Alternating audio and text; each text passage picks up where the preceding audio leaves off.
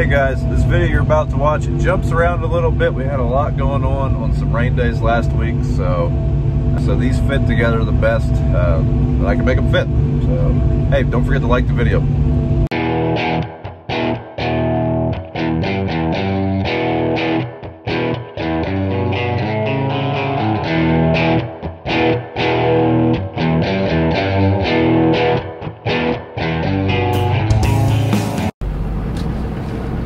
Got that rain. Rained pretty hard in the night. I haven't checked the gauge yet, so find out how much rain we got. But I would say we'll be out of the fields today, which, like I said yesterday's video, it's okay. Plenty of work to do in the shop. All right, so this morning, like I said, we got to get our strip till bar rigged up. We are using our ground drive pump on it, just like we were planning on with the EYEWEAR bar. We are still going to strip till 28% nitrogen in the ground, so that's why we need the ground drive pump. Show me Dad's custom wrench here. You're gonna get that. Look at that. Bent No, just for a reason. It's bent just for a reason. Dad, do you have a mold for that? No, I just bent it just so I could get that bolt. You might as well tell them how you did it. I bent it just so I could get to that bolt. I guess I run over a sprayer, I guess. Left it on the sprayer tire, cleat smashed it. It's a boomer wrench. How it bent it. I mean, it's flat. All right, Dad. What? You want to advertise this beauty here? Yeah, anybody got $20,000? Well, I'd sell it for $20,000.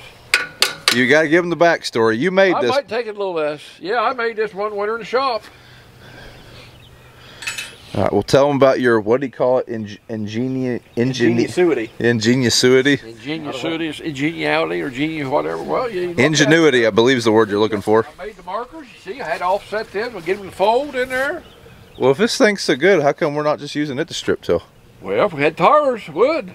Oh, so 20 grand, but you got to get some tires. Well, it's got a brand new tank on it that might get stolen for some reason. Yeah. It might get used somewhere else. Yep, we used about 500 acres. Oh, the guy that designed this thing, I see it. I mean, how do you change the tires?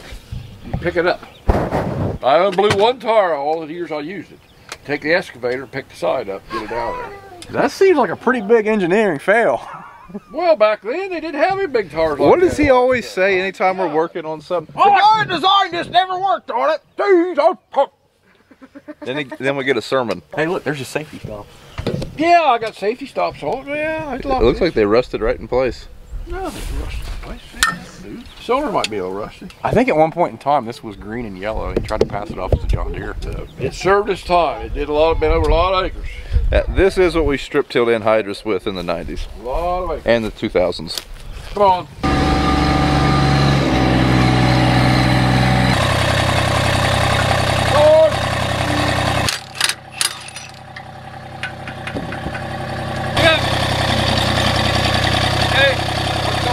Alright, now I gotta pull the top secret bar over to the shop so we can see how we're gonna do this. So don't look right now. Nothing to see over there. Alright, now we can see the tractor. Having some issues with our pump. Ooh, about watched a broke knuckle. Swing that hammer like you got a pair, boy. He has been known to hit himself in the nuts with a hammer before. Sometimes the thumb, right? Watch real close that time lapse, folks. But seriously, he did hit himself in the nuts with a hammer once. His son finds that hilarious. Keeps shocking him.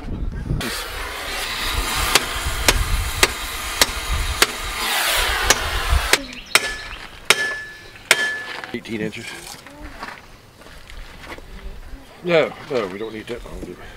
Oh yeah, go in there, yeah. The funny thing is, he's over here measuring stuff and shouting off 18 inches, and Brian's not able to show what he's actually... Well, I got tape measure. We're mounting this pump to this bar. Getting some measurements, like I say, we are doing some fab work on this. We want to keep from welding on the bar since it's not ours, so fabricating some brackets that we can U-bolt to the bar. The old bar was a different size tubing than this one, otherwise the plate would just bolt right up. We could probably get a plate from John Blue, that's the pump manufacturer, but we want to use this thing soon, so we're going to try to make one. As you can see, our shop cleaning project went really well this winter. Every time I would try to clean something, I would come back to see it worse than it was, like as soon as I went to the house, so I gave up. One of these days, we're just going to build a new shop. And fill it full of the same crap. No. This goes on here, the bar. This clamps to the bar. Okay. And so like weld the 4x4 on this to the other one. And that bolts, and your thing bolt up, pump bolt on that. Okay. That makes sense? Yep. You sure? I think Dax had a hand in this. Well, the good news is we have everything we need to get this strip till bar fabbed up with our pump. Only thing we're missing, we still need a U-bolt that we don't have, so that's gonna, let's figure something there. You know, you fix a bad weld with a grinder.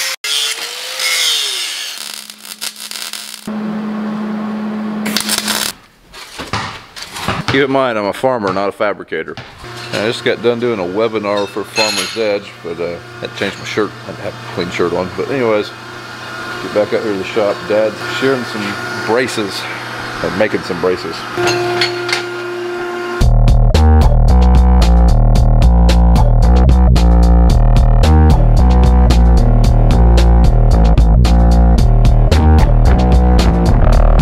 Alright, there's our piece we've been fabricating.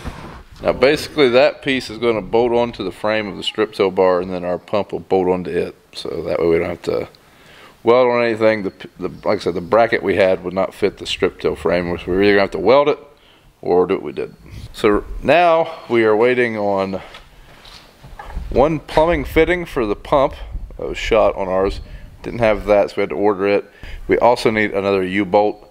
Couldn't find any in town. They're pretty hefty sized U-bolts, so and yeah, then we'll have that thing ready to bolt on there. Good morning. We're working on the strip till bar again. Like I said last night, we ended up running out of, we're waiting on parts. Well, guess what? Shout out to Kale Marketing. They got us the U-bolts we needed. And shout out to AgChem from Washington Court, or Sabina, for getting us the fittings we needed. So yeah, we should have this thing operational today. Unfortunately, we did get another 7/10 of rain. So that's puts us at 1.5 inches for the last 2 days. So we are definitely not going to be able to use this today. Now, one thing we're going to do this morning, we're going to hook it up to the 4-wheel steer cart that we're going to be pulling with the strip till bar. We need to make sure that we don't need any parts to make this work. You can't see it, but the strip till bar in front of me has a hitch on it. We need to make sure everything's the right height. It's my moving in here, but I don't know why. You're going to move in here? Yeah, I know. You're going to live in the tractor? Yeah. Okay, I need in that seat, so you sit over here. Alright, we got to strategically not show the bar, but here's what we got going on. Turns out that tongue's heavy, and the jack's clear back there. Alright, we'll get this thing hooked up.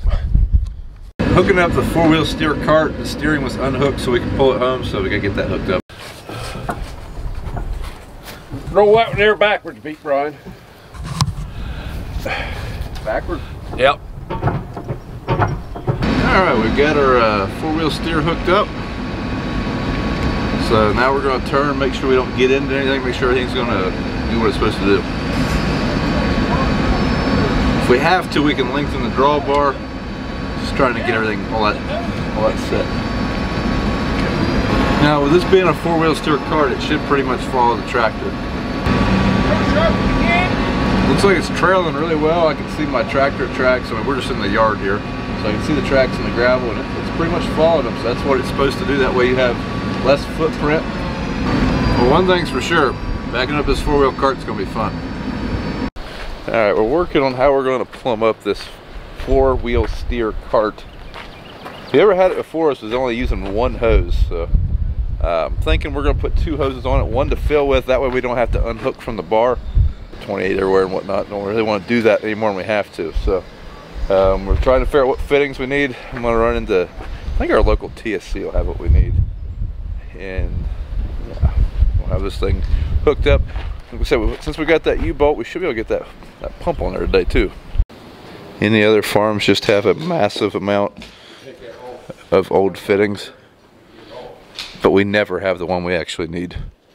He said the tractor was dirty and it needed vacuum, so we put him to work. BJ, so how did it go back in the 4-wheel cart? The 4-wheel steer cart? You want the version you're going to have to edit? Let's just say it was not one of my top 10 things to do today. Well, I seen you laughing at me when I was struggling backing it up, but I got to the door. The uppance has come. We're getting our pumps situation. I think we're ready to mount it on the strip tow bar. Just can't show you guys yet. But we got our plate on the bar that we fabricated yesterday. And yeah, I think we're ready to mount that on there. Start getting our plumbing all hooked up. We might be missing one thing. I didn't find all the fittings at TSC. I did, however, this transfer pump, that's going to go on the tanker, because the tanker is what we're planning on filling this with a lot of times. Basically, if we're going to be at a field for more than one fill up, we'll just take the tanker there, park it at the field, and I'll tend out of it. Otherwise, we'll just use our small tank that we fill the sprayer with. It's 1,600 gallons. So between the tank that we have and that 1,600 gallon nurse tank, that'd be approximately 160 acres.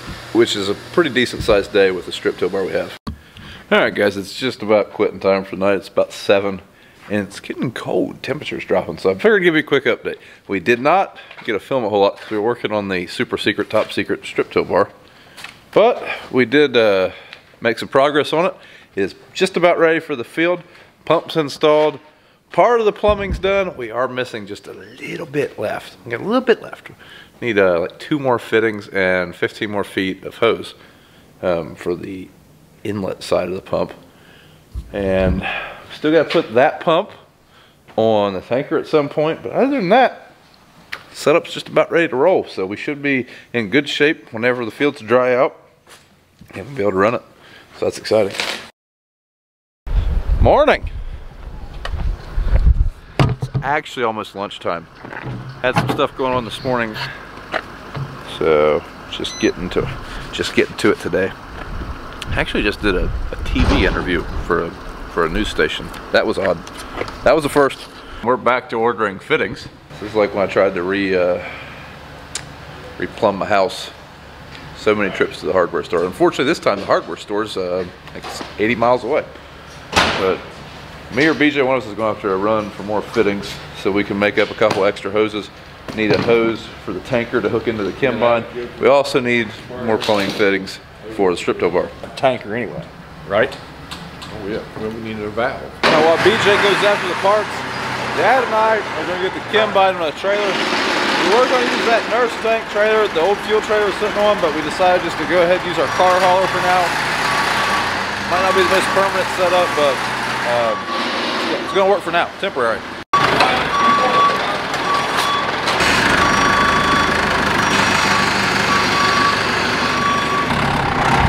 Anybody else use their forklift like a, you know, to move trailers around? The only bad thing is they don't do so hot off the gravel. We'll see. Might get stuck. Didn't get stuck.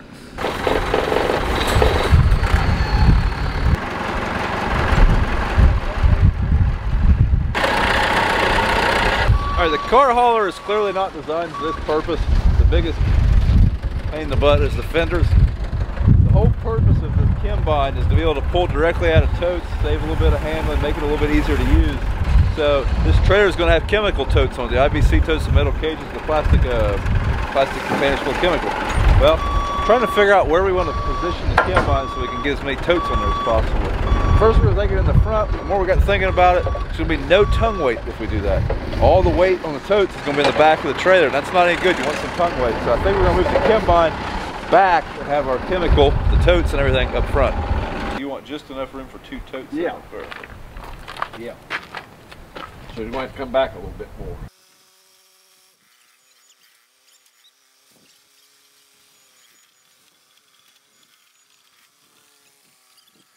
So right here on the trailer, we're going to have a couple pallets of jug chemical, and then our plan is, see, that's an IBC tote. We're going to have 2 of those up here. Basically, these chemicals, that would be the stuff that we use a lot of, like Roundup, Harness Extra, 2,4-D, later in the year Ingenia. Those are stuff that we use quite a bit of, so it's in these totes. It's just easier to handle for us. We got it. Is that too close? Well, might want to go on over with that. Put a tote.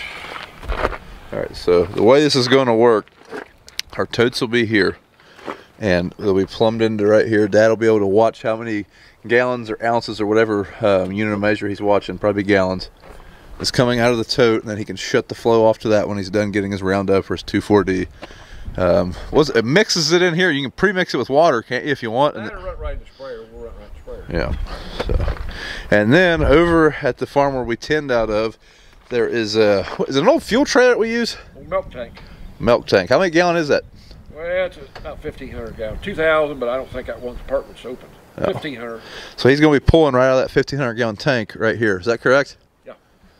Basically, before we used a nurse tank very similar to this, like used it as like basically a combine pretty much, but we weren't able to tap into the totes and it was a little bit more cumbersome, and yeah, this should be a little bit better system. Anybody that burns wood with a wood stove, those make great containers for moving your firewood.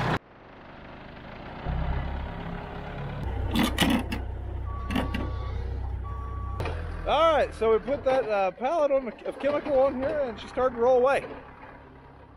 Not good. Dad's gonna get a tote and we're gonna park it right here. Much better. On in. On in. Down. You can probably push that in. That's about as good as those pallets you're going to get. Get a little bit of finagling we got to do here. Our hold up now is our inlet and outlet. Our outlet hose, the one's going to fill the sprayer. We got to make sure we have enough room to basically get our fill hose in between those two totes. So we had to move it this way a little bit. And our inlet hose, we got to get it facing that way a little bit. We probably should have put a 90 degree on each one of them, so we could have went around the totes, but we didn't. So we're basically gonna have our platform cockeyed. It's gonna look kind of goofy, but I think it's gonna be a lot more functional.